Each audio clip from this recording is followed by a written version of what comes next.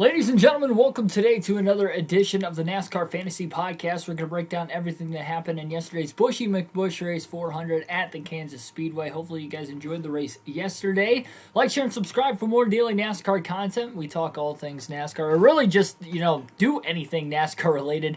We do full race live streams with with a realistic broadcast for NASCAR video games, and on the race weekends, we try to do at least one of the top 3 series of NASCAR races as well. I'll watch the race. I'll commentate to the race to my best of abilities, let you guys know what's all going on, and other related NASCAR content on top of that. So here today, we're going to unpack everything that happened at the Kansas race yesterday for the Cup Series.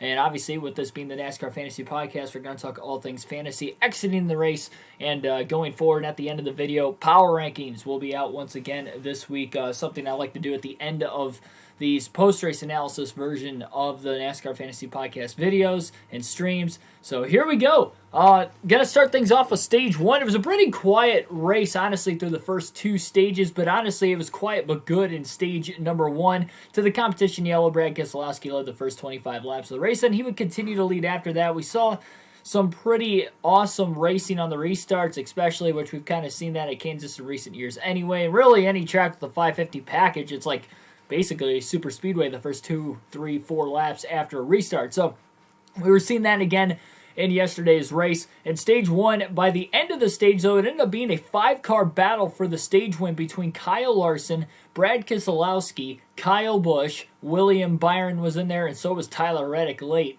Those 5 drivers are just swapping positions back and forth for about the last 15 to 20 laps of the stage. Very fun to watch, and it ended up being the Kyle and Kyle show to the end of stage 1, where you have known to see Kyle Busch and Kyle Larson battle in impressive fashion in the past before. It's been a while since we saw it, but we saw it a lot yesterday, and that was the first kind of glimpse of it. Kyle Busch was finally able to get around Kyle Larson through the lap traffic, and he was able to go on to win stage number 1. The stage 1 results looked like this, with Kyle Busch getting the win, Kyle Larson second, Tyler Reddick ended up third in stage 1, Brad Keselowski fourth, William Byron fifth, Chase Elliott sixth, Kevin Harvick 7th, Ryan Blaney 8th, Denny Hamlin 9th, and Christopher Bell rounded out the top 10 in stage 1. Tyler Burbeck, Ethan, welcome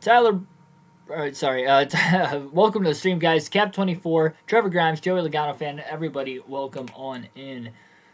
End of the race felt like Talladega. Yeah, we'll get there in a couple seconds. Caution, awful. Yeah, we'll talk about that stuff when we get there as well. Again, I like to go in chronological order throughout the course of the race. There were no cautions for incident as well in stage 1, and there was no cautions for incident in stage 2 as well.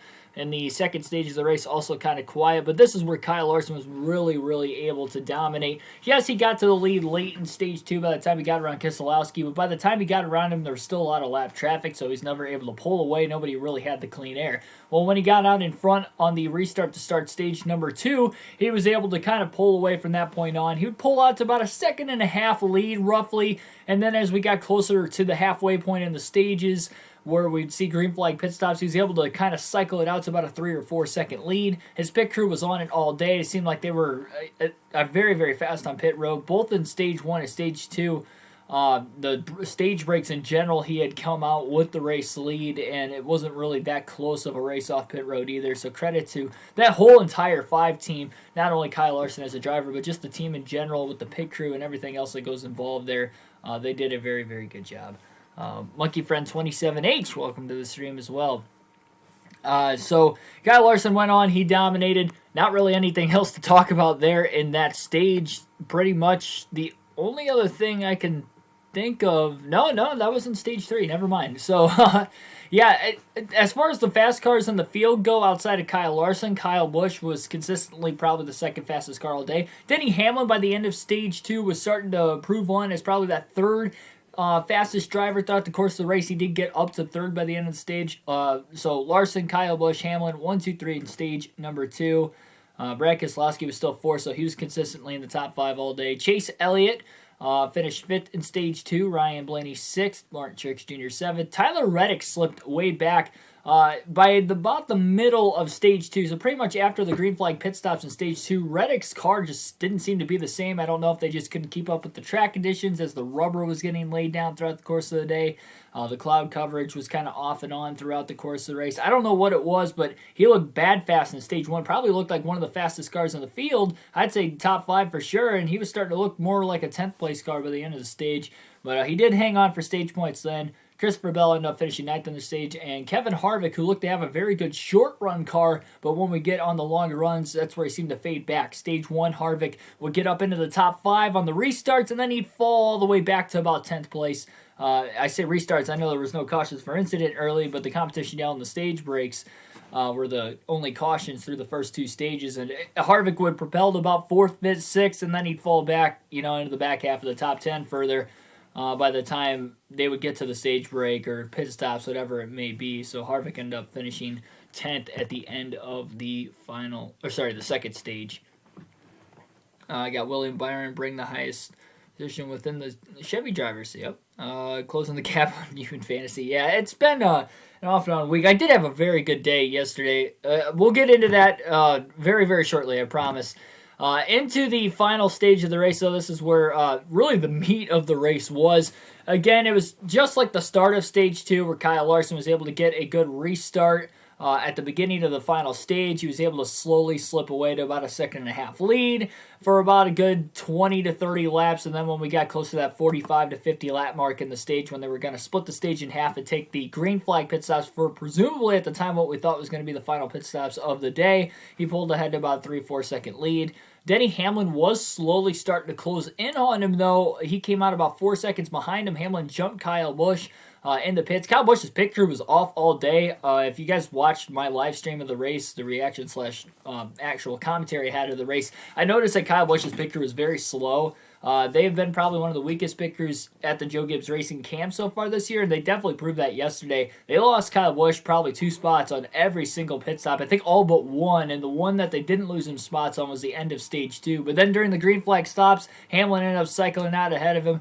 They were pretty close to each other as it was, but then Denny Hamlin was probably a couple seconds ahead of Kyle Busch again, so Hamlin looked to be the next contender to Kyle Larson. But then in the middle of those green flag pit stops, we had an uncontrolled tire penalty on the 8 team of Tyler Reddick, where the tire rolled across the pit lane, ended up a couple feet out into the infield grass. NASCAR decided not to throw a caution at the time, and Jeff Gordon and Clint Boyer did state throughout that portion that, okay, or I should say Mike Joy and Larry McReynolds mentioned, yeah, they have to throw a caution for this because, I mean, it's out there. It could be deemed as a safety hazard. And then Clint Boyer and Jeff Gordon quickly reminded them that NASCAR usually waits for the field to cycle through pit stops before throwing the yellow.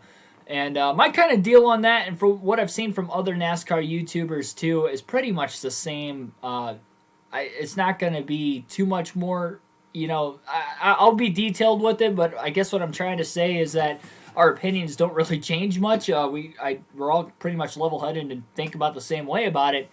And I did state when it happened during the race yesterday, and while it was transpiring, how many laps were passing by. I was like, okay, it's going to be interesting to see if they throw the caution here, because I pretty much gave, my opinion on it there. And what I think is, if it was that big of a safety issue, which I do think they should have thrown the yellow, but I think they should have threw the yellow right when it happened with about, 50 laps to go. I think it was a little more than 50 laps to go when it happened because Reddick was one of the first drivers to hit pit road. So I think that they should have threw the yellow when it happened because it's debris. Yes, it's not on the actual racing surface itself, but it's a big safety hazard. If a car does go sliding off turn 4, let's say, slides into the infield grass, I know the ethics of it wouldn't have been very likely that it would have happened, but look at all the safety issues NASCAR had with not putting safer barrier on the infield wall. So the wall where all the campers are at in the infield on the back straightaways of a lot of racetracks, and cars still find a way to hit the one spot that there isn't any safer barrier and there's just a concrete wall there. That could have happened yesterday. I know it didn't end up happening in those 15 laps. They didn't throw the yellow, or the 20 laps, whatever it was, that they didn't throw the caution. I think it was 15 laps. But that you can't just bank on that. It could still happen. We've seen crazy things with cars being put in spots where you wouldn't think cars could actually fit in. Look at Mark Martin's crash at Michigan when he slid and it slid in between the pit wall, slid about halfway down pit road before he ended up hitting like the increase of the wall. So to say a car couldn't have gone spinning off turn 4 at Kansas and slid into that exact spot where the tire was pretty much all the way through the infield grass, it wouldn't have been impossible. And if somebody would have done that, somebody would have gotten seriously hurt in the pit area, because that tire would have been ricocheting, it would have been rolling, at a good speed, so it's not like somebody could have just caught it. So it was definitely a dangerous situation, so NASCAR should have thrown the yellow. They deemed it wasn't dangerous enough to throw the yellow immediately, that they were going to wait for the pit stops to cycle through. But if you don't deem that it's dangerous enough to stay out for 15 laps, what's another 35 laps to get it to the end of the race? And that's what I just don't understand. There's people talking about NASCAR manipulating the race to a certain extent, and I do agree to a certain extent, but at the same time too, I do agree. I do agree mostly on that. I did see comment sections and other stuff that like, oh, if Chase Elliott was leading, they would have left it green or whatever. That's not the case, because Chase Elliott was leading the Daytona road course race, and a similar instant this year, really the only other instant this year where they threw a phantom caution, at least in the Cup Series, and where it was like sprinkling rain. It maybe rained hard for a little bit in a couple turns, and it not enough to really seriously wet the track to force NASCAR to throw a yellow, but they threw a yellow anyway, maybe trying to spice the competition up, and they may have tried to do it again today. So people saying, they only did it because Chris Buescher was in the lead at the time, or they only kept it green because Chris Buescher was in the lead at the time. That's not the case. That's not the reason why they decided not to throw the yellow. We don't know for sure 100%. I think that they were just trying. I think it's a little bit of both. I think NASCAR was waiting it out because they probably knew that Chris Buescher and Ricky Stenhouse Jr. were going to stay out as long as they could. Stenhouse couldn't stay out as long as Buescher because he had pitted before him. So Buescher was automatically going to be the guy that was going to stay out an extra 15 or whatever laps it was. From the time the tire rolled into the grass to the time he hit pit road. The weird thing I thought, too, Buescher came into the pits, and then it was like 3 laps after he pitted when the caution, waved. I thought that was very strange. Did anybody else catch that? It was like 2 to 3 laps after he pitted. It takes maybe a lap for the field to cycle through, for him to come down onto pit road. He'd lose a lap, maybe a lap and a half, but it was 2 to 3 laps from the time he pitted to the time they threw the yellow. I don't know. I hate talking about this stuff because I love the sport of NASCAR so much, but at the same time, it's something that needs to be covered, and NASCAR does need to be scrutinized about it. I want what's best for the sport, and when you see instances like this where they're just hurting themselves, really, as a sanctioning body, it's so cringy.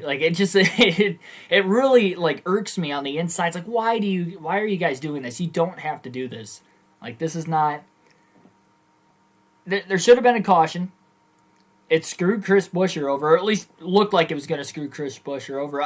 Credit to Chris Buescher, by the way, for coming from a lap down to get the free pass after that incident, and with all the yellow still driving his way back up to 8th and staying out of trouble. So credit to him. It actually, I wouldn't say it helped his day, but at the same time, it didn't hurt it as bad as it could have. Luckily, it didn't provoke anything too catastrophic to the point where we saw cautions breeding cautions, but we know that's a thing in NASCAR. It didn't really mess the running order up too much. It probably screwed Ricky Stenhouse Jr. over the most because Buescher was able to rebound and Stenhouse was not. But needless to say, and that really hurt Stenhouse too, by the way, because he was in the top 16 in points. I think he's just outside the top 16 now. Buescher was able to rally back. He was inside the top 16, but he was able to rally back to an 8th place finish. He's still in the top 16 in points. But man, that just it's really a tough thing to talk about. No one's hitting pit road just to go out there and grab a tire. No one's. Hang on, they should have grabbed the tire under green. after the green flag stops are done. No, they can't do that. No, it's one thing to have the tire sitting there. It's another thing to like keep it green and then grab the tire. That would have been even more of a safety risk than the tire sitting there itself. So no, they did the right thing. They had to throw the caution. LOL, Stenhouse took himself out of the race. He did take himself out of the race, yes, but you got to think though, if the caution came out, he wouldn't have been that far back in the field, and then he might not have been racing as hard. If you get what I'm saying, like he wouldn't have had to like desperately try to get all the way through the field because he's a lap down and stuff. He would have been on the lead lap. He would have been at that time. A lot of drivers would have been trapped a lap down. You know, he would have been inside the top 15, so he might not have been as far back in the pack. So maybe he wasn't going to push the issue quite as hard. You never would have known. You know, we never would have really known. He did take himself out of the race, but to say that that limited his chances of having an even better run, maybe a top 10, would definitely not be the case because he would have had a great shot at a top 10. Plus, he would have had fresher tires at that point in time, too, on top of the fact that he would have been restarting, you know, probably top 15. So, yeah, Stenhouse definitely ruined his chances of getting a top 10 for sure. And he didn't get the free pass. See, Chris Buescher got the free pass under that caution that came out for the tire. Stenhouse was trapped a lap down. Okay, let's see here. R6. Welcome to the stream. Darius Vereen, welcome to the stream as well. Cap24, welcome indeed. Rest in peace, Eric McClure. I covered that a little bit yesterday. Definitely thoughts and prayers are with his friends and family. Definitely a sad situation there. I didn't really know the state of Eric McClure, mainly because I don't really follow him enough, like off the racetrack. So that was definitely tough to read. It was very shocking. So definitely, again, thoughts and prayers go out with him and his family. Well, his family and friends, I guess. Let's see here. Bubba Screw Bowman. Yeah, okay, so now that we're done talking about the tire debacle, now we're, Darius, by the way, congratulations, going to Orlando today. But now that we're done talking about the tire debacle, we'll talk about the rest of the race. So we had cautions breeding cautions late. Drivers getting more and more desperate in the restarts. We come to see that in NASCAR in general. This has been a thing of NASCAR for over 20 years now, so it's nothing new. Cautions tend to breed cautions, especially late in the race. The later you get, the more aggressive drivers are going to be. And that's not only NASCAR, it's just a race car driver mentality in general. So on a mile and a half, nonetheless, when it's not quite as dangerous as well, you're probably going to see it more often than what you would see on a super speedway. Anyway, with that being said, we ended up having caution after caution after caution. It was starting to split the strategies of the drivers. We were having drivers pit for 4 tires, for 2 tires under certain stops to try and maybe take away track position. One of the drivers that shocked me with that strategy call was Jeremy Bolins and Brad Keselowski in the 5 car. When the second to last caution came out, which you never know, could have been the last caution of the race with about 18 laps to go, he was running in 5th place. He decided to hit pit road. Everybody else that pitted, they were in the back half of the top 10, near 10th place, if not worse. That led the top 7 cars to be on older tires staying out of the pits. Drivers like Ross Chastain, who were having a great day in the second half of the race. Ryan Blaney, who looked really fast, about a 5th place car for most of the day. And then, of course, the 2 favorites of Kyle Busch and Kyle Larson. Denny Hamlin was also in that situation where he had stayed out at the time as well. We get into another restart where it's Denny Hamlin, Kyle Larson battling for the lead, and Kyle Larson got beat on the restart. That was the first of what we ended up seeing twice where he got beat on the restart. This one, though, was a great battle, side-by-side for over 2 laps. Hamlin did get in the lead, and he was just trying to push his car too hard to stay in front of the faster car throughout the day, Kyle Larson. Larson was putting a lot of pressure on him. Hamlin was trying to go full throttle through the corners, which if he had fresh tires, probably would have been more likely that he could have made it happen, but because the tires were older, there was less grip, he wasn't able to hang on as long, and he took himself into the outside wall of turn 4 just to cut a tire down 2 laps later. And a tough break for Denny Hamlin, but it's just what we've come to find out with Denny Hamlin, not just this year. And this is one of the main reasons he hasn't won a championship yet. I'll get to that in a couple seconds, and then I'll talk about that a little bit more. So, yes, tough break there for Denny Hamlin, but his shot of winning, came to a close right at that point. He actually fell like 2 laps down, I think, after having to repair the damage and pull those fenders out a little bit more. Bubba Wallace, further back in the pack, had an incident as well with Alex Bowman where he had gotten loose. Pretty much the same situation that kind of happened with Stenhouse when he was like 3 wide and kind of washed up the racetrack into Bowman. So very, very like, not Bowman. Who'd he get into? Who'd Stenhouse get into? I know Christopher Bell, that's right. Christopher Bell was sideways, came down the racetrack into Stenhouse. Stenhouse hit him, ricocheted Bell into the outside wall in the Priest. That was another accident they happened. My bad on that. The Stenhouse incident was something earlier than that. That was the second incident Stenhouse was in late in the race. So tough break for the JTG cars for sure to both be taken out like that simultaneously pretty much. Again, I'm reading your guys' comments. I'm trying to just hold off until we get to the very, very end of the race.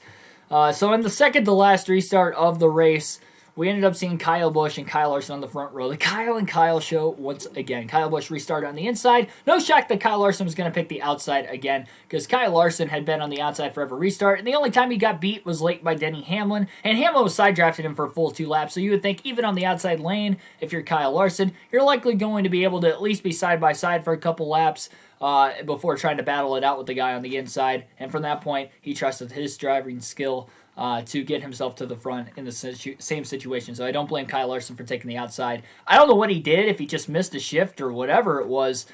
Some of it might have been the momentum from Keselowski trying to block Chase Elliott behind him that stalled the outside lane out. That's very well possible. But it was still shocking that Kyle Busch was able to clear Larson halfway through turns 1 and 2, especially when Larson was the controlled car on the restart.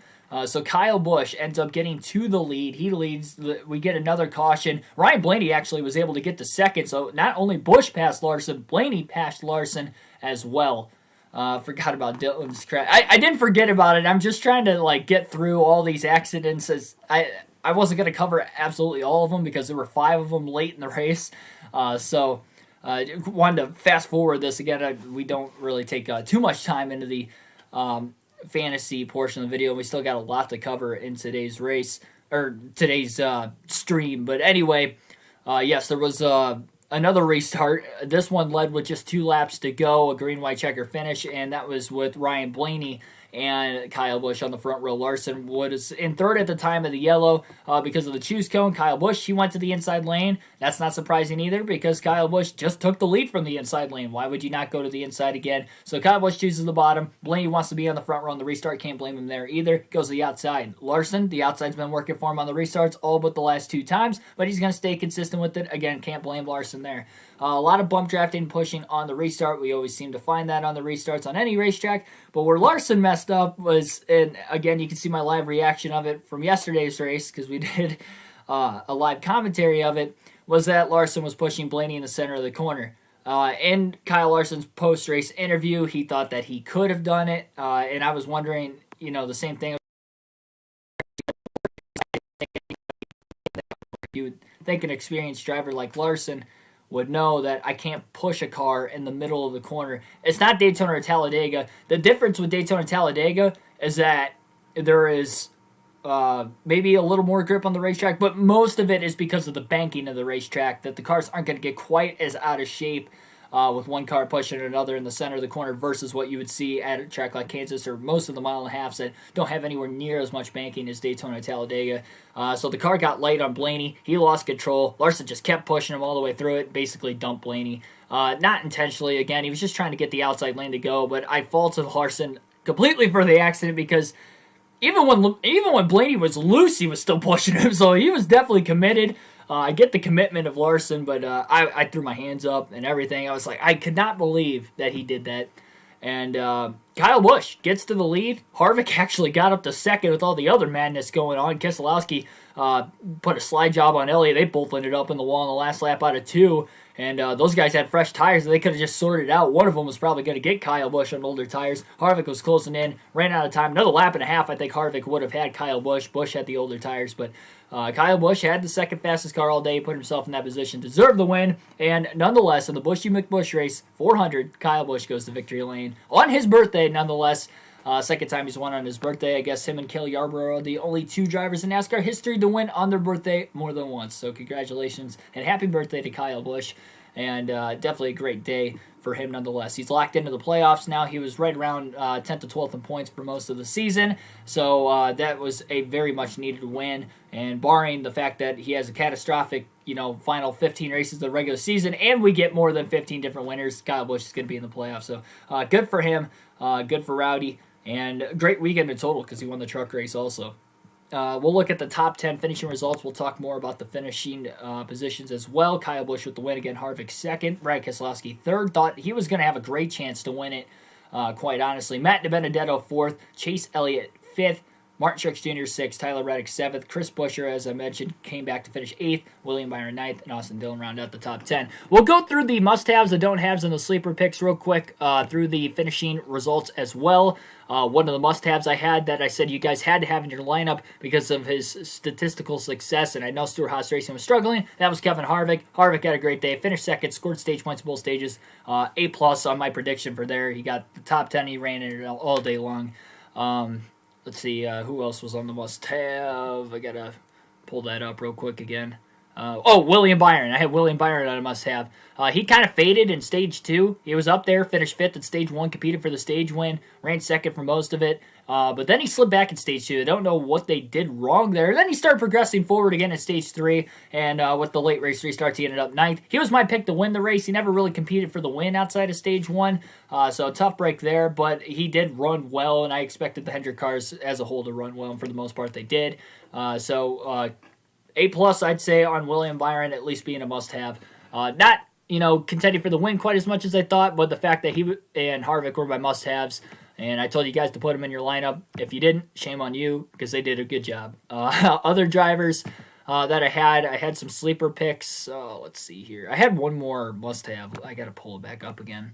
The other must-have, Martin Truex Jr., that's right. Yeah, Truex ran in the top 10 all day. Never really was a contender for the win, but he was in the top 10 all day from that 6th to 8th or 9th range the whole race. He ends up with a 6th place finish. Stage points in both stages, A+ on Truex as well. So all three must-haves all ran into the top 10 for most of the day, finished there as well. I'd say I did a perfect job on that. And my two sleeper picks, we'll start off with Alex Bowman. The Hendrick cars were fast yesterday. Bowman was the weakest link of the Hendrick drivers all day yesterday. He did have a battery issue in Stage 1, and he had to turn off all the fans. I'm sure it was brutally hot inside that race car throughout the course of the day. So he had kind of one of those tough it out days, and then he had that incident with Bubba Wallace while he was starting to slowly claw his way in. He was just outside the top 10 at that time, so he's still underperforming. I said he was going to get a top 10 finish.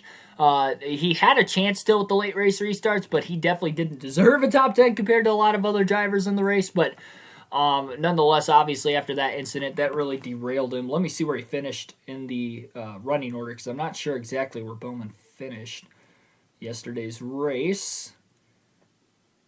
Let's see here. Alex Bowman ended up with an 18th place finish. Yeah, so he had some damage on the car. He was definitely probably not going to come back from that.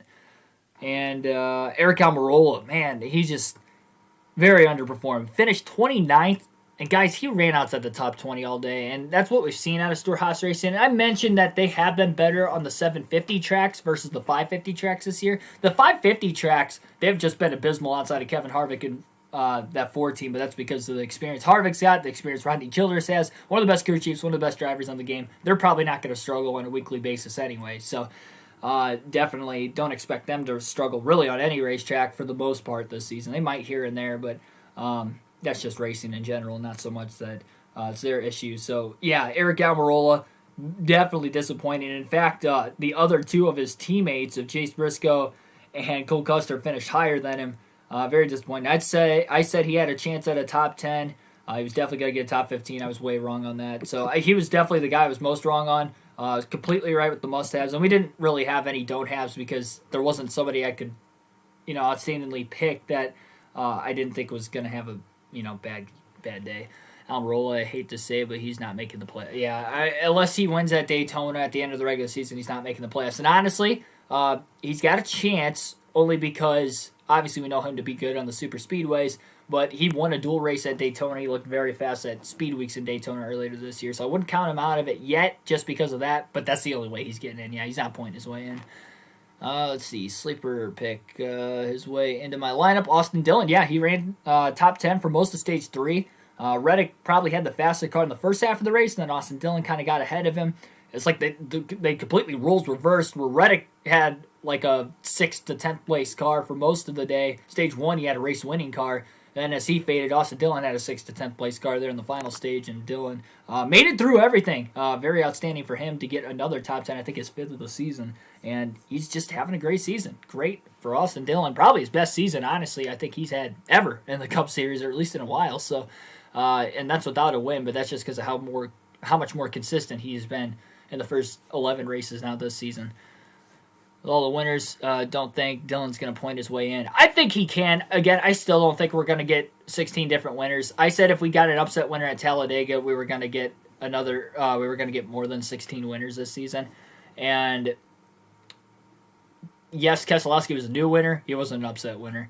So I was saying, like, if a guy like Chris Buescher or Stenhouse, who was my pick to win at Talladega, like if one of those guys would have won, or something of that nature that was like right on the bubble, and they were a driver that wasn't in as great of equipment, I would have said that, yeah, we're probably going to get more than 16 different winners. But I just don't see, like, I know Chris Buescher and Roush Fenway has been great this season. By their standards, they're not a race-winning team right now. And again, Daytona at the end of the regular season, if we go into that race with 15 different winners, we very well could get 16 at that point. But, as of right now, I don't see it. We still got some good guys that have to win races. Denny Hamlin, Chase Elliott. Who else doesn't have a win that's running well this season? Kevin Harvick. Yeah, so, I mean, that could be 3 more right there. That would give us 13. But then who do you look after that? Austin Dillon's ran well. I wouldn't be surprised if he wins another race this season. Okay, so that's 14. Maybe Kurt Busch. But honestly, Chip Ganassi as a whole hasn't ran well. But Kurt Busch, he's had a down season. He's 15th in points. He's struggling this year. I think he's only got like 2 top 10s. Yeah. Yeah, he's only got one top 5. Yeah, he's just not competing on a week-to-week basis like we would usually see Kurt Busch at least hovering right around 10th almost every race. All right, so I think I've covered absolutely everything from the race yesterday.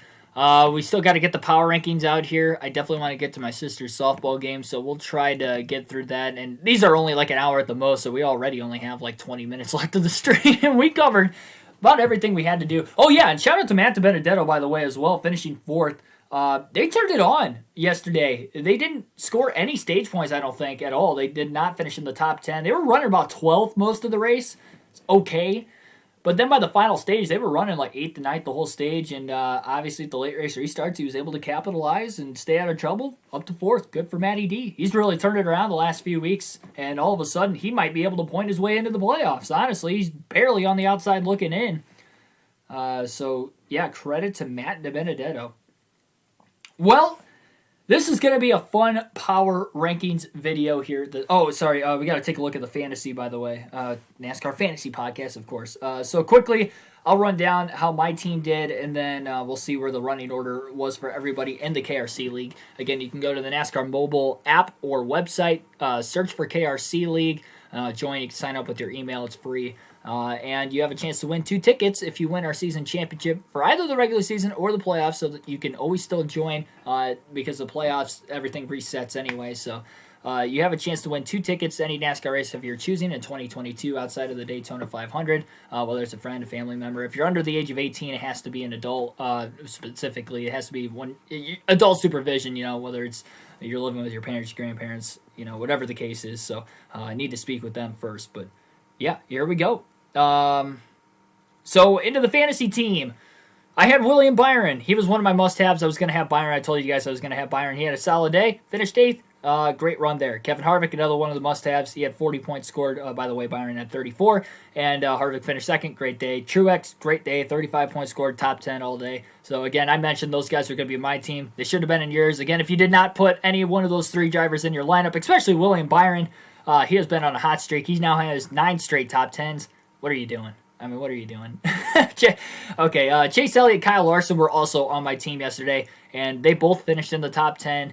And actually, Chase Elliott finished in the top... Kyle Larson did not finish in the top 10. He was the only one of my fantasy drivers that did not finish in the top 10, but he scored a ton of stage points, and obviously had a chance to win there late. My team did overall pretty good. If Larson didn't wreck Blaney on the last lap, I probably would have won the league for the week, honestly, because I was very close to the top as it was. And Bowman was my garage driver. He just wasn't performing as well as the other 5 throughout the course of the day, so it was easy to put him in the garage by the end of the race. My pick to win was William Byron. The only points I got for for bonus points was the top 4. I had Kevin Harvick, and he finished second, so I got 5 bonus points there. As far as the lead goes, both for the overall standings and yesterday, we'll start off with Kansas. Andrew Hollenbach was the top scorer with 231 points. By the way, I ended up with 194 in fourth. But yes, Andrew Hollenbach won yesterday by 14 points over Inside Uranus and our own Tim Irvin.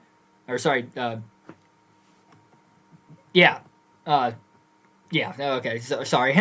So, anyway, I don't know what I was thinking there. My mind just went like, bleh. All right, so, congratulations again to Andrew for winning yesterday. And as far as the overall standings go, currently P-Shat Motorsports, our own Patrick Shadley, is still leading the way for the moment, but it's very, very close at the top. He's got 2,033 points to a 1,969 points of Super B-Man 1, so it is very, very close still at the top. If I do my math correctly, that's 31 plus 33. That would be 64. So 64-point lead, which is not a lot considering Andrew Hollenbach scored 231 points yesterday alone in one race. So probably as far as race points, only about a quarter of a race ahead. It is still very close. Unless somebody's ahead by like 150 to 200 points in the last race, it's going to be tough to pass them and beat them by that much. But unless it's that much, guys, I'm telling you, it's going to come down to Daytona at the end of the regular season between at least 3 or 4 people, if not more. If you're within that 150-point range, you got a chance. So, yeah, Super B-Man 1's in second. And Andrew Hollenbach's only 1 point behind Super B-Man 1, so he's only 65 off the lead. Inside Uranus is only another 47 points behind there. And then I had a bad week at Talladega, which if you guys didn't join the pre-race or hear me mention about last week's edition of the podcast as well, after Talladega, the internet was so bad there. I was trying to take Legano onto my lineup, and it just didn't save, even though I remember putting him in my garage because he flipped. So I scored 1 point there, and the guy that was in my garage was Chris Buescher, who happened to have a good day. So I was SOL on that point. I could have an extra 24 points. I'm not gonna scoff about it too much, but I mean those 24 points that's a lot. So just note that if I lose by within 24 points this year and have to spend my own money on tickets this season, it's gonna go back to that Talladega race, and I'm gonna be like, man, if the internet wasn't so bad at Talladega, it would have just saved my stuff properly, we wouldn't have had this issue. I kid you not. That accident happened at the end of stage 1. I was trying the entire second stage. I was trying to watch the race too, but like every couple minutes I would look down at my phone. Is it loading yet? Nope. Error, timed out. Okay, let me try it again. So, anyway, that was bad. On top of the fact that I had a couple other guys crash out in the race, so that didn't help. So that's going to be it here for the Kansas talk. Now into the power rankings talk. So these are going to be my top 10. Specifically, how I rank this is based off of statistical success and personally my eye test of what I think these drivers should be ranked on. So my top 4 is kind of my championship 4 on a weekly basis, and then everybody else is pretty much top 10 of who I think is running well, not only currently right now, but also my pick, I guess, for the top 10 in points as well. So let me get the chat back up on there. Let me get the driver statistics on here. Alrighty. So we have 10 different winners this season, and this is very, very interesting, to say the least. This is gonna be tough. I did a little bit of shaking around. Obviously, Kyle Busch was not on the power rankings list. He's got to be on it this week. He's had a great season as well, so I had to start moving him up. This is tough. We're gonna start off number 10 on the power rankings list. We've got Alex Bowman, the number 48 car for Ally. He's got 1 win this season, 2 top 5s, and 4 top 10s. He struggled yesterday. He drops back 2 spots in the power rankings list. That's 2 finishes now for Alex Bowman outside the top 15 in a row. With Talladega as well, he DNF'd there. And he did not DNF yesterday through the accident with Bubba Wallace, but he obviously did have it hinder a little bit of his success, and he was outside the top 10 all day. So between Kyle Busch winning, him being below him, and then another driver moved ahead of him as well, just outran him and has been outrunning him consistently at least a couple weeks in a row, I had to bump Bowman down. So Alex Bowman is number 10 on the list. At number 9 on the list, we've got Christopher Bell. Christopher Bell has 1 more top 10 than Alex Bowman. He's got the same amount of top 5s, and they both have 1 win. Neither of them have stage wins. And Bell is 12th in points versus Bowman is 14th in the regular season season standings, so easy for me to put Christopher Bell ahead, but his statistics aren't that much better than Bowman, just enough to obviously put him up to ninth on the power rankings list as of right now. At number 8 on the power rankings list, we have Chase Elliott. Chase Elliott comes in at number 8. He's got 5 top 10s this season, 4 top 5s, 1 stage win, but no race wins so far this season. He just by the eye test is running better than Bell and Bowman in recent weeks. So that's pretty much why I have him above him. Plus, he's 7th in the regular season standing, so he's getting a lot of stage points. He's consistently running well. This is the best part of the schedule coming up for Bowman. We have for Elliott, we have Darlington coming up, a track that he's pretty good at. He hasn't won there yet, but he's pretty good at. He's pretty good at the Charlotte Oval. He almost won the Coke 600 last season, and not only he almost won that race last season, but remember he did win the second race on the Oval. And we got a lot of road course coming up. Sonoma's coming up in a little over a month. We obviously have Circuit of the Americas coming up in, I think, 3 weeks now, so definitely Chase Elliott is probably going to jump up, assuming he can get a win or two in the next month. So if he does that, he will definitely move on up. And if he starts to underperform, we'll just start to move him back down the ladder because he's still without a win this season. That's a little bit concerning considering we have 10 different winners this season. I still think he'll be fine. As far as the number 7 driver on the list goes, it's going to be the guy that won just yesterday, Kyle Busch. So Busch was the biggest mover on the power rankings list. He goes from off the list into the top 10, and not just into the top 10, but he is running very, very well so far this season. I know he hasn't had like a Kyle Busch kind of season, but he's still running well.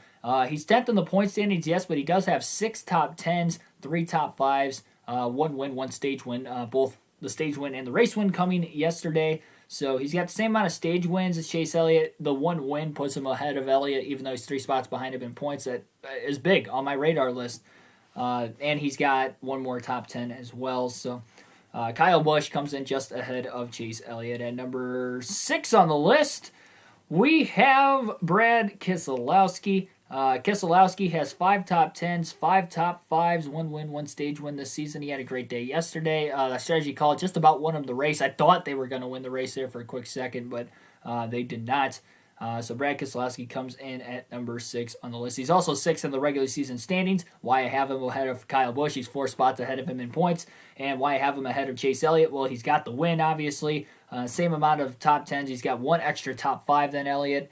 Same amount of stage wins. He's 1 spot ahead of him in points. Again, the 1 win was the big factor in that, but those are other statistical categories. Keselowski is ahead of Chase Elliott. At number 5 on my power rankings list, I have Joey Legano. Joey Legano has 6 top 10s, 4 top 5s, 2 stage wins, 1 race win, and I already mentioned that. Okay, so again, let me repeat that. 1 win, 4 top 5s, 6 top 10s, 2 stage wins on the year. As far as why he is ahead of the guys he's barely ahead right now, Brad Keselowski, well, he's got 1 more top 10 than Brad Keselowski. They have the same amount of wins. He's 2 spots ahead of Keselowski in the regular season standings, so Keselowski's 6th. Joey Logano is 4th. So that's why Logano comes in 5th on this list. And see right now. And 2 stage wins, so he's got 1 more stage win than Keselowski as well. Nathan Satan, welcome to the stream. Go Kyle, and Dean, congratulations to Kyle Busch. You can make an argument that Austin Dillon is a top 10 car in the power rankings. Yes, I forgot to mention the drivers that were barely off the power rankings list that I don't have. Kevin Harvick, very barely. Harvick's been in my top 10 all season, but as we're getting more drivers with a win, that he doesn't have that win yet. There's only 1 driver in my top 10 that doesn't have a win, is Chase Elliott. And Elliott is outrunning Dillon and Harvick this season, barely outrunning Harvick. So him and Harvick are really close. I mean, those were the 2 I debated on flip-flopping in. So you can maybe, say, okay, maybe then Elliott shouldn't be as high in the running order. And I honestly thought about dropping Bowman out and putting Harvick in. And ideally, that probably would have been the right thing to do, considering that Harvick is 6 spots ahead of Bowman in points. But again, that 1 win and the security of Bowman knowing he's locked into the playoffs versus Harvick, there is no security, technically, even though I think Harvick will be fine.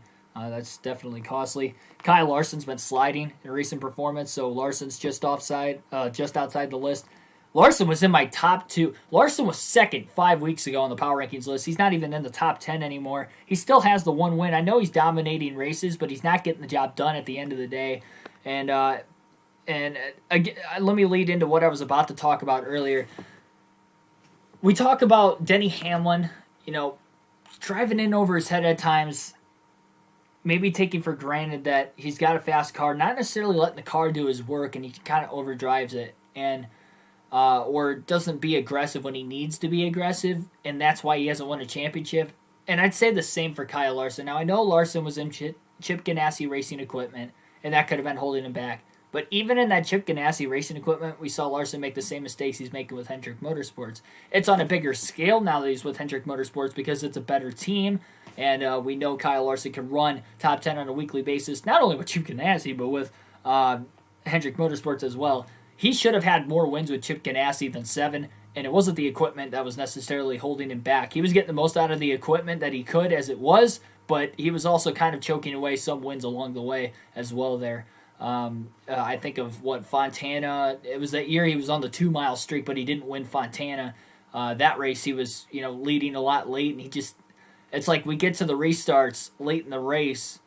The best Kyle Larson is when there's just long green flag runs and he can put a whooping on the field. But I feel like under caution, it's almost like maybe he thinks too much about what he's going to do. And I think Hamlin kind of does the same thing where he just kind of overthinks things. And I see a lot of similarities in Kyle Larson and Denny Hamlin. So to say Kyle Larson, for some people, is one of their championship 4 picks, I can agree with that to a certain extent, but I feel like it's an instance like we saw yesterday, like we saw at Atlanta, like we saw at the Daytona Road Course. Those are 3 races Kyle Larson should have won. He should have won those races, the position he was in, or he dominated the whole race, and he just didn't get the job done. He's only got 1 win to show for on the season, and that was at Vegas. And why he probably won that race, we didn't get a lot of late race cautions. That was a race that just went green a lot in the final stage. He had the faster car. He never was put in that spot where, all right, Kyle, you got to get the job done right here, right now. He wasn't in that moment at that time. It was green the whole time versus those other races, even with just 1 late race yellow. And or even for Atlanta's sake, there wasn't even a late race yellow in that one, so I don't even know how he didn't get the job done that day. I'm still mind-boggled about Atlanta, but anyway, that's just kind of what we're seeing out of Larson, and it's been that kind of route. Also, Kyle Larson has not been good recently. Kyle Larson's only got 1 top 10 in the last 5 races. I had to drop him outside of the list this week, especially with Kyle Busch winning. He's on the upward climb. Kyle Busch has the same amount of top 10s as Kyle Larson. He's only 1 spot behind him in points. So we talk about Larson dominating these races. He's not getting the job done. Kyle Busch is the role reversal where he struggles early, but he wheels that thing into the top 10, into the top 5 by the end of the race, it seems like. Except for yesterday, he was in the top 5 all day long. But that was really that and Richmond were the only 2 races. And Richmond was only ran 3 races ago. So you think about it, Kyle Busch's 2 best races of the season came within the last 3 races. Look out for Kyle Busch. I predicted him to win 3 or 4 races this season, and I really think he can do that. He's got 1 somewhat early in the year still. Playoff races, in my opinion, should be 1 practice, 1 qualifying. Yeah, they should have practice and qualifying now as it is, but they don't because of COVID.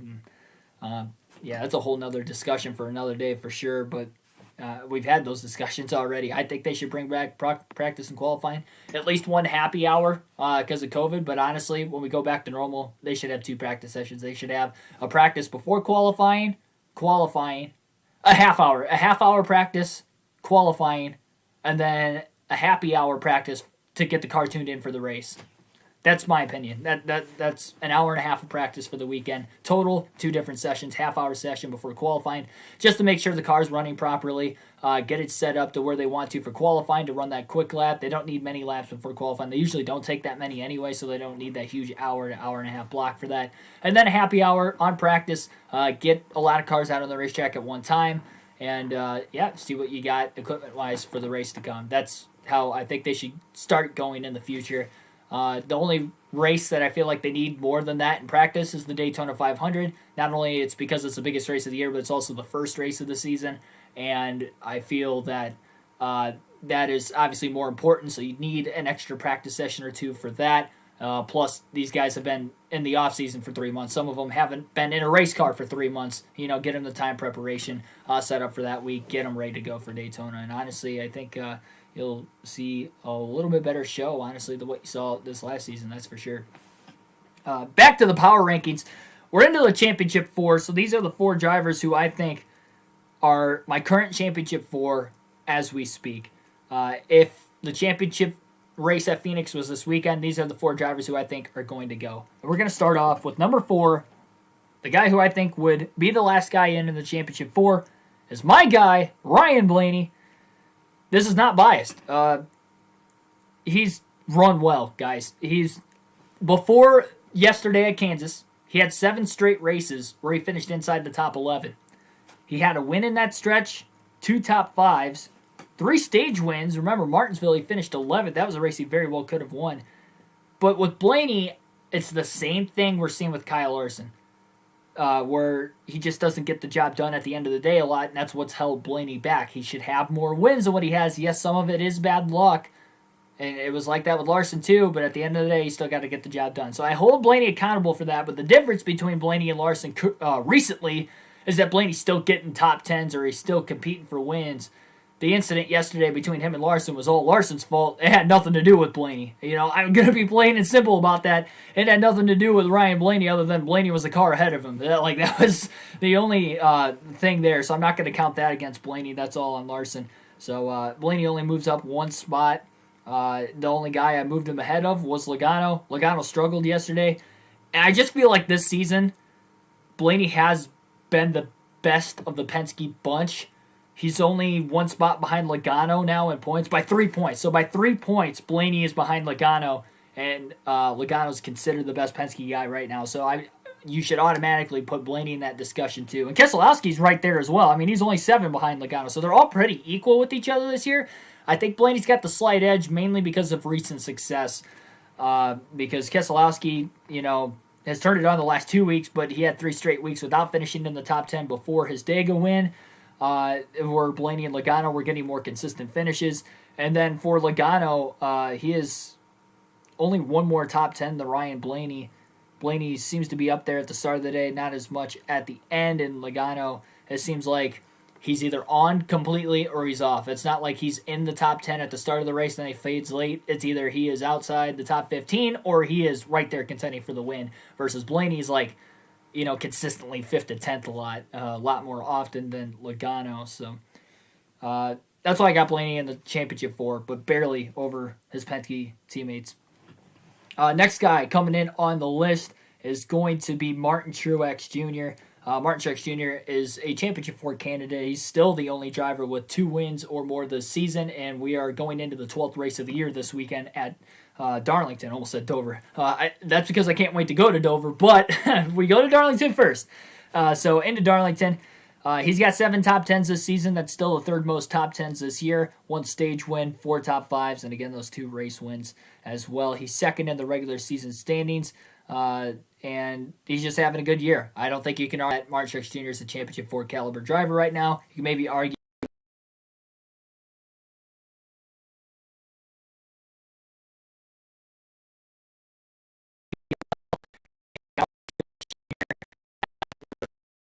Byron has been just as consistent as Martin Truex Jr. They've been so equal with each other in recent weeks. Byron's up to 3rd in points now. He moved up another spot. He was 4th going into the race yesterday. So William Byron, 1 win, 3 top 5s, 9 top 10s. So he's got 2 more top 10s than Truex. And not only 9 top 10s in 11 races for Byron, 9 in a row for William Byron. So he is definitely one of the hottest drivers in NASCAR. And yes, he's only got 1 win versus Truex's 2, and he's 1 spot behind him in points. This is mainly the eye test here. I think William Byron and the 24 team as a whole is clicking just a tiny bit better than Martin Truex Jr. And I mean, it is a very tiny margin. I'm not saying Byron is this far ahead of Truex. I'm not saying he's this far ahead of Truex. I'm saying he is like that close. He's like that far ahead of Truex. Like it's very close. So I do still think Byron is right there. Truex has had a lot better success in his career at Darlington than Byron. Byron really doesn't have any great success there. very easy. Byron's top 10 streak comes to an end this week at Darlington. If it does, Truax moves back up to 2. As easy as that. And Denny Hamlin is obviously number 1. Yes, Denny Hamlin did not get the job done again yesterday. I don't want to keep beating him down necessarily. I already kind of mentioned with him, Larson, and a little bit of Blaney of why they haven't won more races in their career. But, so Denny Hamlin, 8 top 5s, 8 top 10s on the season. So, yes, William Byron has the most top 10s this year, by the way. Just want to state that out. Truax has the 3rd most. Denny Hamlin has the 2nd most. Hamlin still got, by far, the most top 5s with 8 of them in 11 races. Still impressive. 5 stage wins. Great job for Denny Hamlin this season. Regular season points leader by a lot. Easily is still the number 1 driver to win the championship this season. For right now, if he continues to choke away wins, I'm going to have to drop him down to number 2 till Truax. Maybe Byron just keeps turning it on. If Byron ends up, we know him to be a pretty decent road course racer. If he runs good at Coda, and then he's ran well at Dover before. Last season he had a top 5. 4th place finish at Dover last season? So if he, William Byron just does what he needs to do and what he has done at Dover and Coda in the next couple weeks, if he just survives and somehow gets another top 10 at Darlington, I mean, there's no reason why William Byron can't be the championship favorite right now. I know that's, wild to say, and he doesn't have the experience, but just by the eye test of it this year, how could you not say that? Versus these other drivers that have, gone, and might have ran better throughout the race, but they just can't get the job done. Byron's getting the job done. So you can't argue that. But for right now, again, Denny Hamlin's still number 1. He's been number 1 all year. So we'll see if he can keep that spot going for him. Trevor Grimes, welcome to the stream. Next stream is going to be tonight, NASCAR Heat 5 action. Just one live stream as far as the races go. It is going to be at 8 p.m. Eastern Standard Time tonight at Pocono, NASCAR Heat 5, and it will be the custom schedule season on NASCAR Heat 5. So, yeah, tune in for that at Pocono. That's going to wrap it up. We are almost at the 1 hour mark, 57 minutes. Going to get to my sister's softball game here. Like, share, and subscribe for more daily NASCAR content. Thanks for everybody tuning in. I think this is the most likes we've had during one of these NASCAR fantasy podcasts. So I'm glad you guys stopped in. Glad you guys enjoyed. And again, hopefully you enjoyed the Kansas race yesterday. Overall, I thought it was a good race. Really, stage 2 is the only stale part of the race. Started off with a bang, mellowed out a little bit, and then ended with a bang. So, we've unpacked absolutely everything. We'll do the pre-race podcast for next week's race on race day, on Mother's Day itself, before the Darlington race. Again, we usually do them within an hour or two before the race, getting you geared up for the pre-race. So tune in for that one. The only time I don't do it on actual race day is when I'm at the racetrack. We've only had that issue once this year at Talladega. I am going to Dover in a couple weeks, so you will be seeing that issue again. We're probably going to have it on like a Thursday or something, and then as far as the post-race goes, it's not going to be the day after the race because I'm not coming back till Tuesday after Dover, so it probably won't be until like Wednesday night or something. Thanks for everybody watching. Again, like, share, and subscribe. I'll see you guys later tonight for some more NASCAR Heat 5 action.